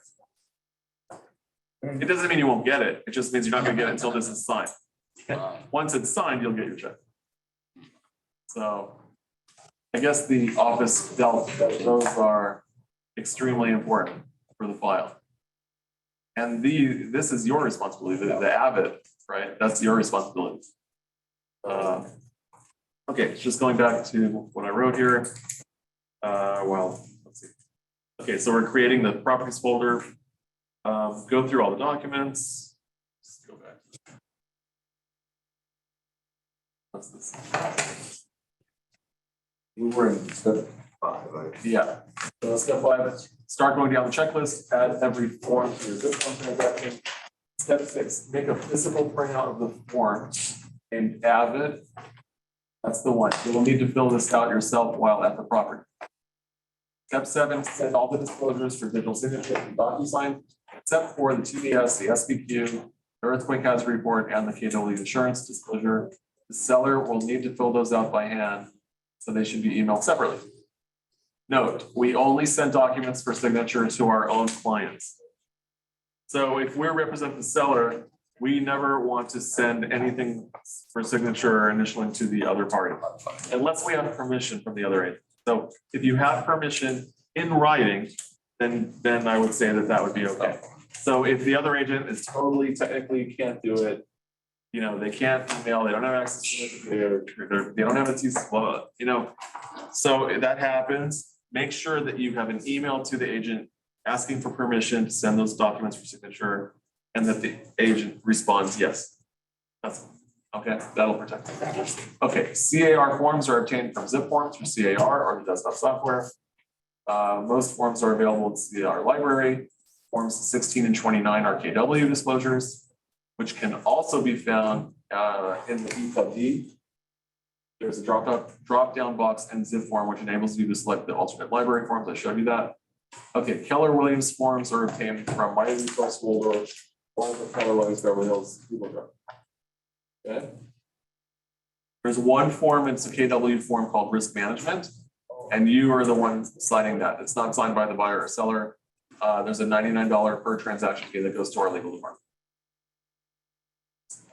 What is that? Part of the agreement we have with our law firm is that we have a $99 fee that goes to the attorney. So you have access to our attorneys. You can call our attorneys, ask them legal questions. You can email them. They're there for you. And the way that they get paid is $99 per transaction. Is it Mark that talked yesterday? It was, yes, the people, Peter. Peter, the one. It's there's a whole team. So we have access to it. Is this Yeah. being filmed? Is this gonna be on YouTube? This will be, yes. You can definitely request a copy of this. It won't be on YouTube. It'll be a Zoom recording. Yeah, so just email agent services, and Sophia will give you the link. Hope I didn't say anything out of trouble. Oh, you did great. In instances that the TDS doesn't match the avid. Okay, so let's look at, you know, for whatever reason, the title of this class was emphasis on TDS and SPQ. So let's look at those real quick. So trust advisory, probate advisory. Okay, here's the one called real estate transfer disclosure statement. Actually, you know what? The other one was bigger. Well, I'm gonna use the other one. Real estate transfer disclosure statement, new form. Okay. So here is the most important disclosure in real estate, the transfer disclosure statement. So this only check this box if the property is a duplex, triplex, or fourplex. If it is, you need to fill out a separate TDS for every unit. Okay, so if it's a duplex, there's going to be 2 TDS. Triplex, 3, fourplex, 4. This disclosure statement concerns the real property situated in the city or county of described as. That will be the property address. And then you're going to double click and put today's date right there. This statement is a disclosure of the condition of the above described property in compliance with. You are allowed to fill in the property address and today's date. That's all you're allowed to do. Okay. If you see everything else here in CAR, I can't click it. It won't let me. See that? It won't even let me fill it in or check boxes. It says every time I click something, something pops up down there. It says editable by seller 1. So I could send this through DocuSign and they could do it electronically. I prefer it to be in their handwriting.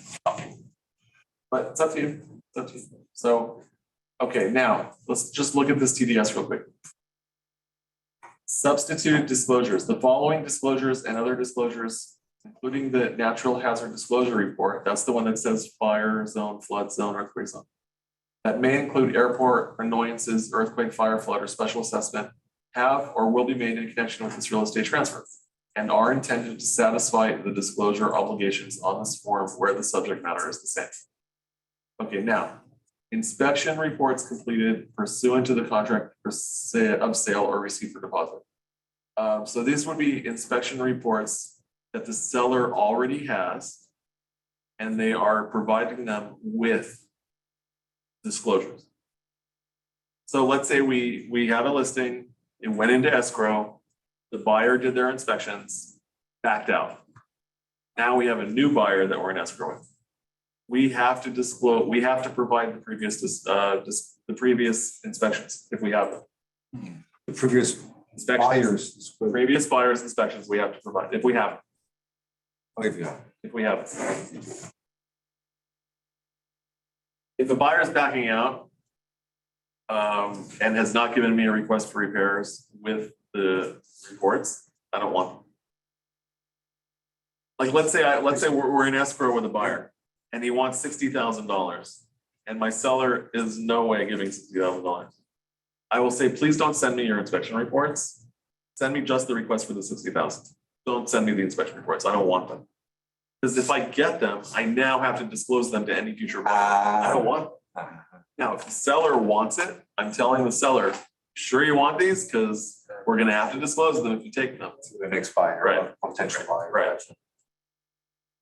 So, Jeez. yeah, anything, yeah.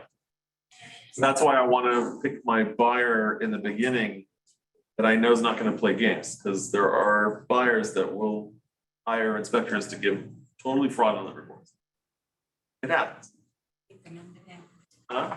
It's a negotiating tactic. Yeah, to get the sales price. And they know, and now I have to, okay, so now I have now I have a bad report. Mhm. Now I have to hire my own inspector to dispute the report. And now I have to have a new buyer give the old report, the new report to his inspector and see what's true. How we can dispute a report? How, because you have your inspector come and say this is not true, and he has to put it in writing. Right, yeah. This is And not then you have true. to show both to the new There's potential pictures- there's buyer and pictures. they have, or. There's pictures of everything. Oh my What God. if you have a buyer and a seller had a previous potential buyer that backed out? And now your new buyer wants to know why that buyer Of course they backed do. out. Of course they want to know. But I'm handling all this before we accept the offer from the second person. Okay, so I will reach out to that. So finance. like, here's reality, like I'm in a deal, it's shaky. I'm already contacting the other people, the person that had the second highest offer. The one that was very interested also that didn't get it. I'm already in contact with them. And I'm already sharing with them how crazy this buyer that we are in escrow with is. And that we want out, as the seller, we want out. And we want them to be, we want to deal with this new buyer. So I'm making them feel good, I want them. And so I'm just letting them know, I'm not going to cooperate with this person, right? Now, what I really don't want to happen though, is I don't want to lose buyer number one and buyer number two. So I'm really going to only put pressure on buyer number one if I know buyer number two is in it. Right, so this tomorrow we're talking about negotiations. Yeah, this is Tomorrow you have a class? Tomorrow there's a class on negotiations. What time? 11. So 10, 11? What is the class on 10? 10 is coaching. Oh, Regarding coaching, okay? I'm not a coach. I'm a real estate contract. I love contracts. We're doing contracts. I love contracts. We're doing contracts. But coaching is something I've done my entire career. I've had several coaches. I've listened to everything. I have tons of audio that is not in my shared resource folder because I'm afraid of copyright infringement. Like, I don't Tomorrow want you to got the 10 and 11 class. I have tons. All right. So basically Elevate had to do with Justin Jacobson doing class Wednesday and Thursday. He doesn't want to do the coaching classes on Thursday. It's totally his call. Like, he does the lead generation on Wednesday. if you guys did commit, like, we're gonna do scripts and dialogues tomorrow. We're basically gonna do scripts and dialogues, talking, For the negotiation? we're gonna talk about before the negotiation. We're just gonna talk scripts and dialogues, how to talk to clients. We'll do that. I might even play some stuff tomorrow. But we all should have a coach. So regarding coaching, a coach is there to ask you, what is your goal? How much money do you want to make? Okay. If you want to make that much money, how many transactions do you need to do to achieve that goal? So now you know how many transactions you need. How many is that a month? Okay. What's the average sale price? So now, basically, you have a goal. What's the average sale price? That's how many transactions you need, right? Because it's divided by the sale price. You have a transaction goal per year. You have an income goal. What's the average sale price divided by that number? That's going to tell you how many transactions you need to do. Divided by 12 is how many you need to do every month. And then the question is, how do you get that? So you get transactions by going on listing appointments. So how many listing appointments do you need to have that many transactions? And then the question is, how many people do you need to contact to get a listing appointment? So what it's all breaking down to is how many people you need to contact every day. So I'm telling you, if you could put 5 people, 10 people a day into your demand and actually have those conversations, you will exceed whatever goal you have. Trust me. I did a math problem 2 days ago with an agent.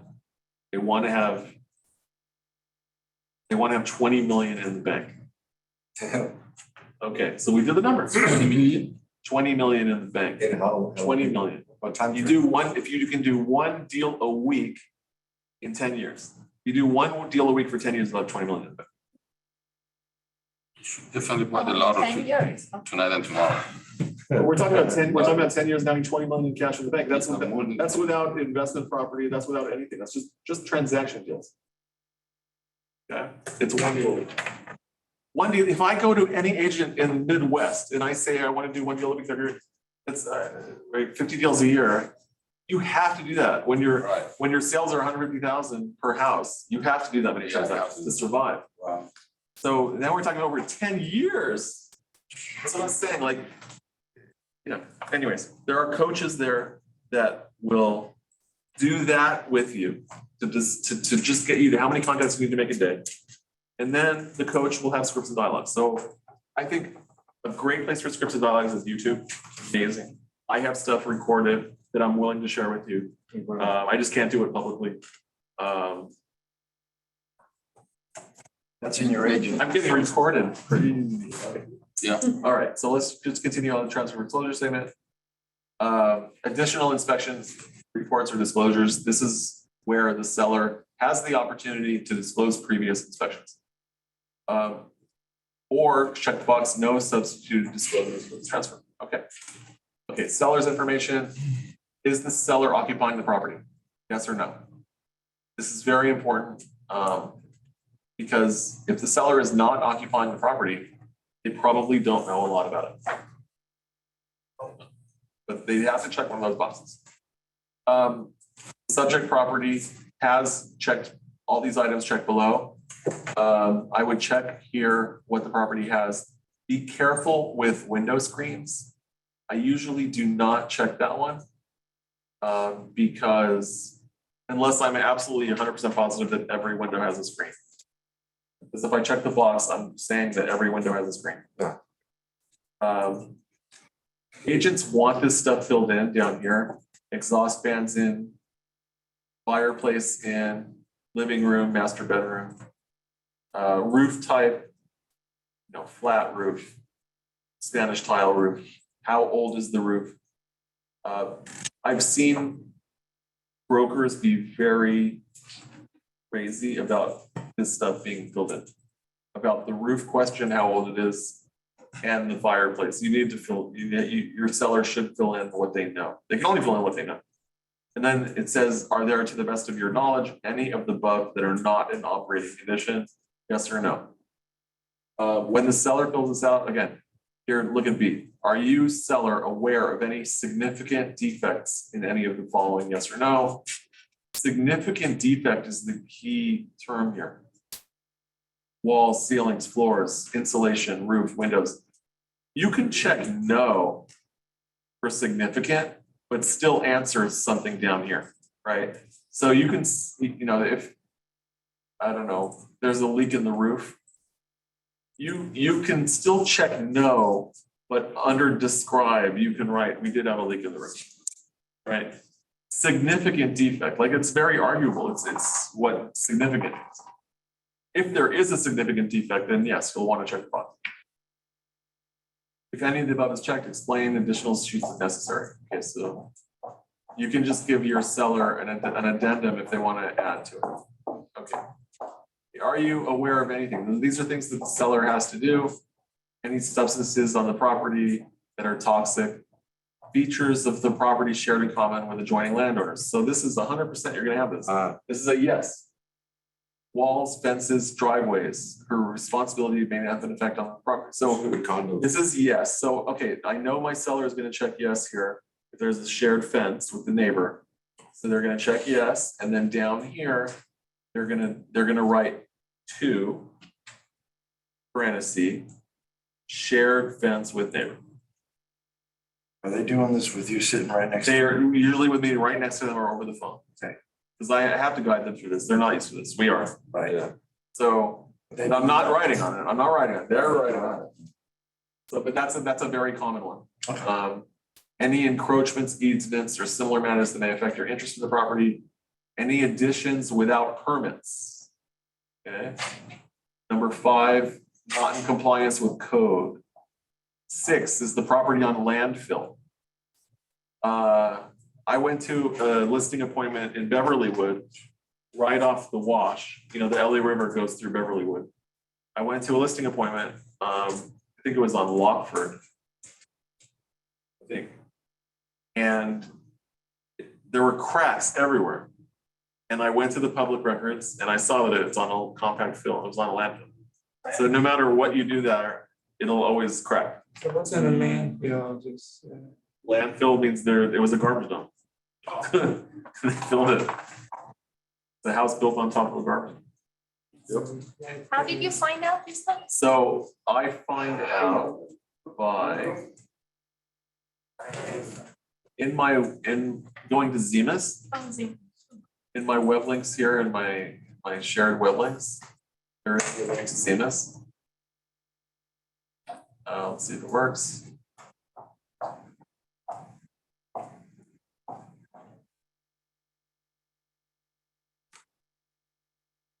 This is important. It's important. So that's why I'm just taking the time to show you. Remember I was saying flood zone, fire zone, earthquake zone. The information is here on Zemus, but if we provide it, we're responsible for it. We hire a third party company for this.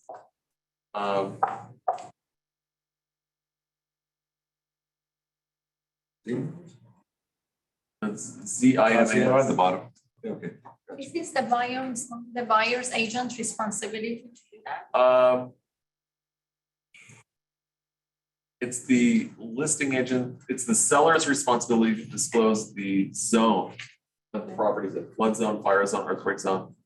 So usually the seller will, or the agent will have a company do it, myNHD.com. We'll do it, but I just want to show you, for example, gosh, this is so slow. So just if I'm selling a property in the city of Los Angeles, you know, I do this for my listing appointment. This is one of the steps in our listing presentation. So let's say we want to search for an address, 9500 search address. I'll just search for 9500.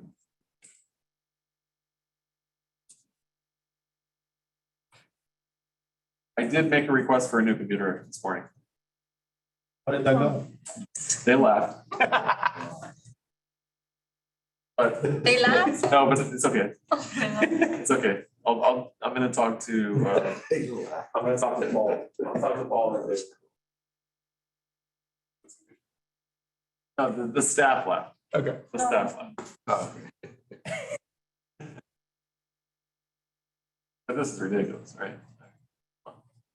That is, right. All right, so just to tell you what's supposed to happen here.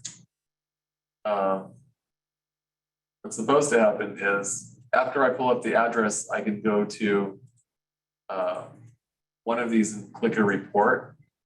And I'm going for the LADBS, Department of Building and Safety report. And one of the options there is fill, yes or no. And that will tell me if the property's on landfill. So that's all. I look at that. Because of that property that happened to me in Beverlywood, I do look at that. So, all right, forget it. When the property is on a landfill, is that an environmental hazard? Could be. I mean, because yeah, all that stuff is, it's giving like the plastic is everything's decomposing, right? And it's sending fumes up. So new construction properties, they usually put a vapor barrier down underneath, hopefully. I don't know what current code is, but I do believe they put a vapor barrier down. So that's only if it's on a landfill. If it's on a landfill, I mean, I would think that when you go, I don't know. I would think that when you go to the city and they see it's on landfill, they make you put a vapor barrier down. I would think. When you mentioned about that property having a lot of cracks, it's because of the unstable. Yeah. Of the soil. Yeah, there's no bedrock under there. All right, so this is just asking questions like I'm just gonna show you, are there CCNRs or noise problems? Noise problems, so you know your house might be next to a fire station, a few blocks from a fire station. The airport. Or an airport, this is the place to disclose it, right? Might be next to a church. Oh, yeah. Right, there's bells. I went through that and all the Sundays. So whenever I see a church or a school, I know that there's gonna be bells. If it's next to a school, there's gonna be the bell ringing every class and between classes. And the kids screaming in the break. Kids screaming, all right, so those things have to be disclosed. Okay, now here's the important part. Agent's inspection disclosure. I am allowed to check, I'm allowed to touch this. So as the listing agent, I'm gonna write here, see attached agent visual inspection disclosure. And then that's it. And then I'll put my broker information, Keller Williams, and that's it. So I'm only gonna check that box. The other agent is also gonna check the same box and include their Abbott, because that's what agents need to do. That's it. That's the only thing I'm allowed to do. I'm allowed to put the date and the property address, and I'm allowed to do my agent disclosure here. So I could technically just use this paragraph, but remember we saw that asterisk on the checklist. The office isn't going to give us our check if we do that. We have to use the Abbott. All right. The other disclosure was the seller property questionnaire. So what CAR was finding was that the sellers were not disclosing enough. There were lawsuits. So again, all these disclosures are to prevent lawsuits.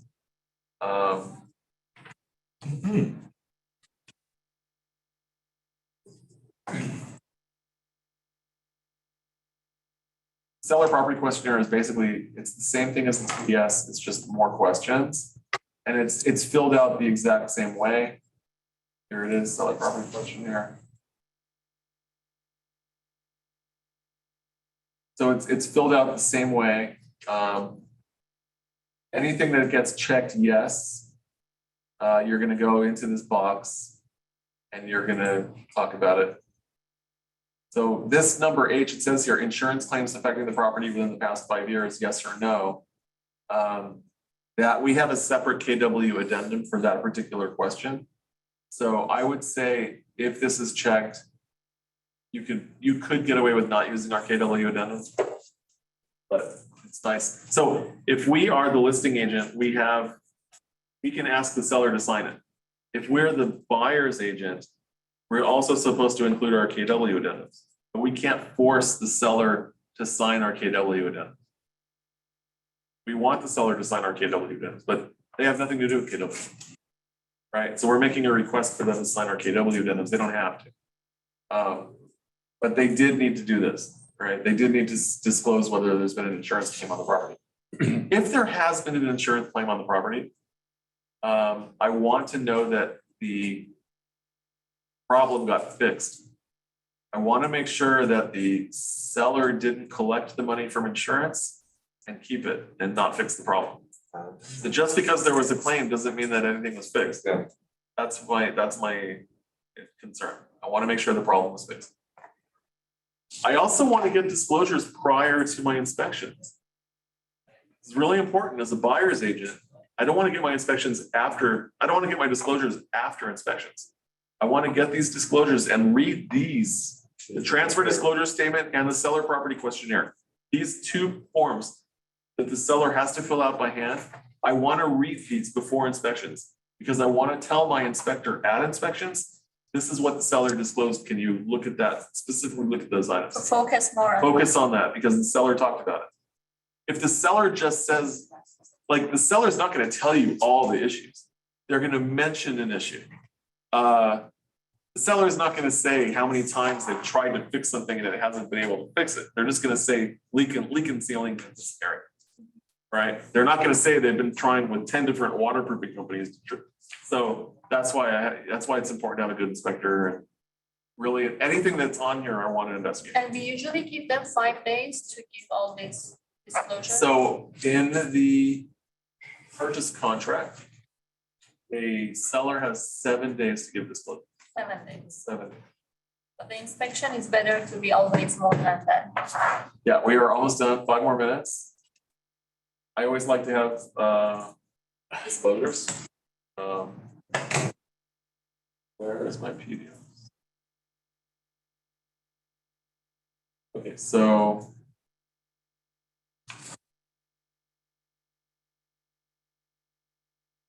all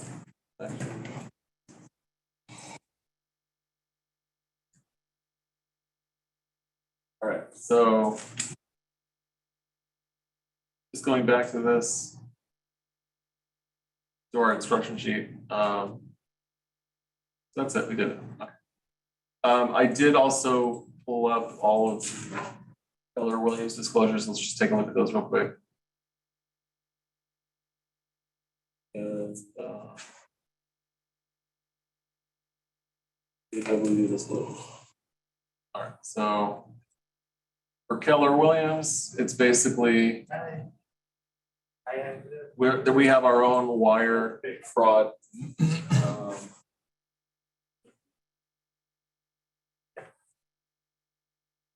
Affiliated business arrangement disclosure. So if you look at this, we're affiliated with Clearmark.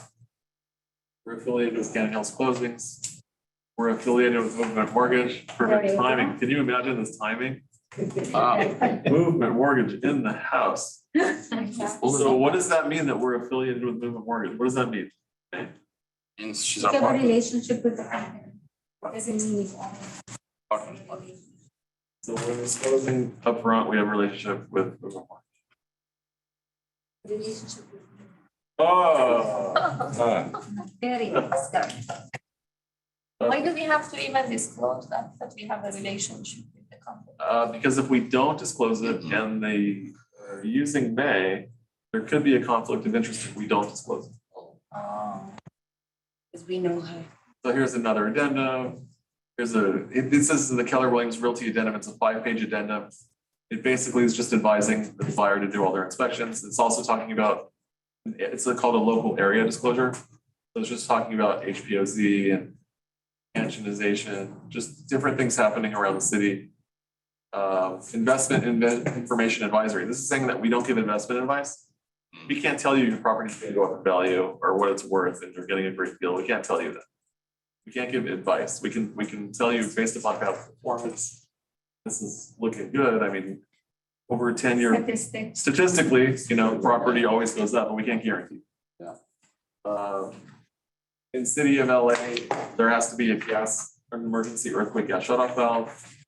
The seller's responsible for that, ultra low flow toilets. If there's old air conditioning ducting, there's new code requirements for that.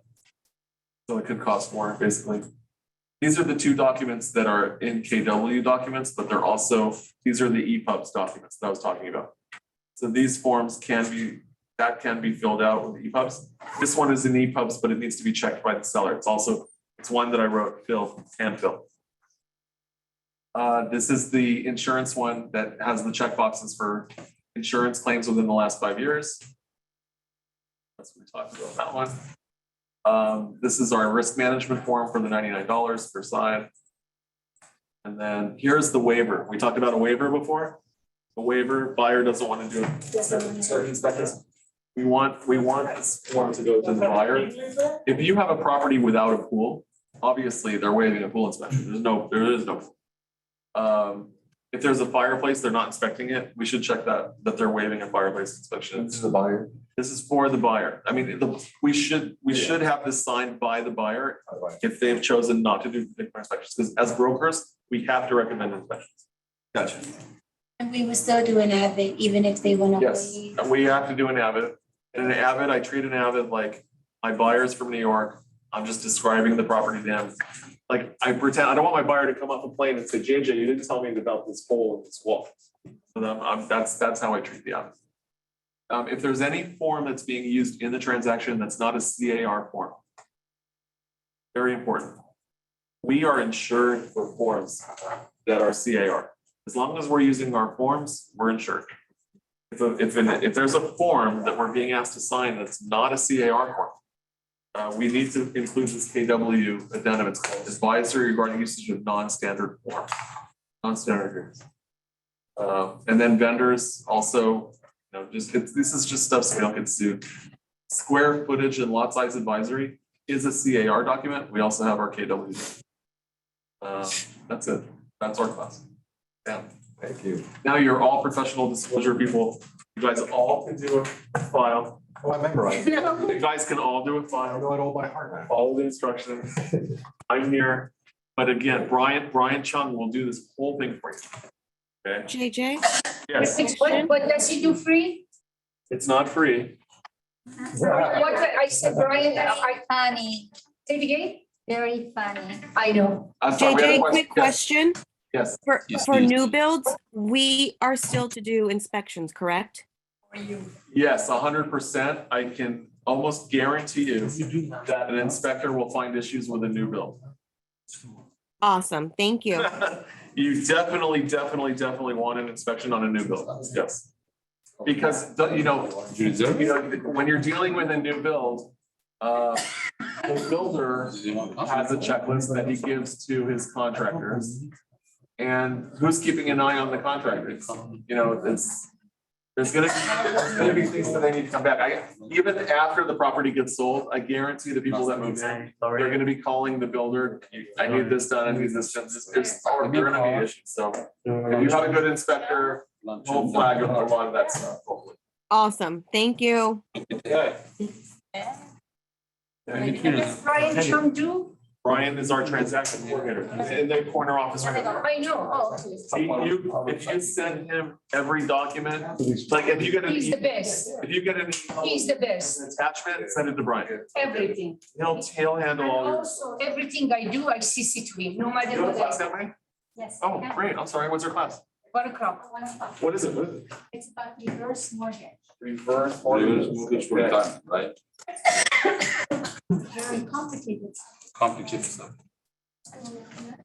I have You guys use the Brian Chung, he's the best, and I'm not joking. I always use that. Yeah, he's so knowledgeable, he's so fantastic.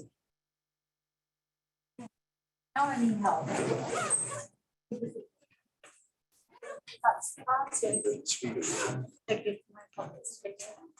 So guys, the guy is gonna come and talk about his name is Michael Joy. He's specialist in reverse mortgage. That's all he does. He's a colleague of mine, so he works with me on mortgage. He's part of our team. I don't like to do anything I'm not really familiar with. Either I do it right or I don't do it at all. So that's why I asked him to be on. And any reverse mortgage referral or question, he's the one, he's the expert. Because I don't. So I told you, listen, when you send it, let me know. I'm trying to zoom him in. Oh, this was coming. And is he gonna be on Zoom? He's gonna be on Zoom. Oh, since he She said no pizza today, sorry.